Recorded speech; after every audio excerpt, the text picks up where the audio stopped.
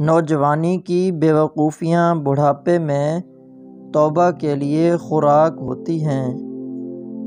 جب مومن پر ہیبت الہی جم جاتی ہے تو اس کی عبادت و اطاعت کو دوام ہو جاتا ہے۔ عورت کے دل پر بے زبان جواہرات مرد کی فصیح و بلیغ تقریروں سے بھی زیادہ اثر کر سکتے ہیں۔ دولت پر علم کو ترجیح حاصل ہے، کیونکہ علم سے دولت حاصل ہو سکتی ہے مگر دولت سے علم حاصل نہیں ہو سکتا۔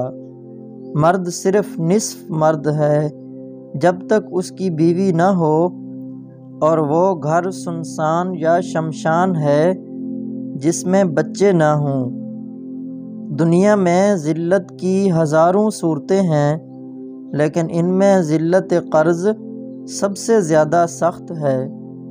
اے نفس، جن باتوں سے خدا نے منع کیا ہے ان سے بچ، ورنہ اس کے ملک سے باہر چلا جا۔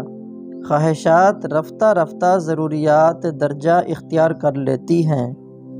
عقل مند کے سامنے زبان کو، حاکم کے سامنے آنکھ کو اور بزرگوں کے سامنے دل کو قابو میں رکھنا چاہیے۔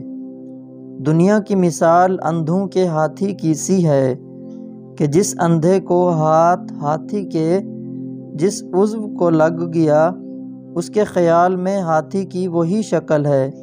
اسی طرح ہر ایک شخص اپنے اپنے تجربات و مشاہدات کی بنا پر اپنے تصور کی آنکھوں سے دنیا کو مختلف طور پر دیکھتا اور خیالی گھوڑے کو بنو دا گریڑ لگتا ہے۔ مصیبتوں کے درمیان رہ کر اگر انسان ان سہنا اور صبر کرنا نہ سیکھے تو گویا اس نے صحبت کا حق ادا نہ کیا۔ وہ بندہ احمق ہے جس نے عورت سے نکاح فقط اس لیے کیا کہ وہ نہایت ہی خوبصورت اور حسین ہے۔ اگر دنیا میں عورت ذات نہ ہوتی تو مرد ریاضت کے بغیر ہی ولی اللہ بن جاتا۔ چلتے چلتے آپ کو ٹھوکر لگ جائے تو یہ اس بات کی نشانی ہے کہ بہت جلد آپ کے اچھے دن آنے والے ہیں۔ اے نفس، تو اپنے خداوند کی عبادت کرتا رہے، ورنہ اس کا دیا ہوا رزق مت کھا۔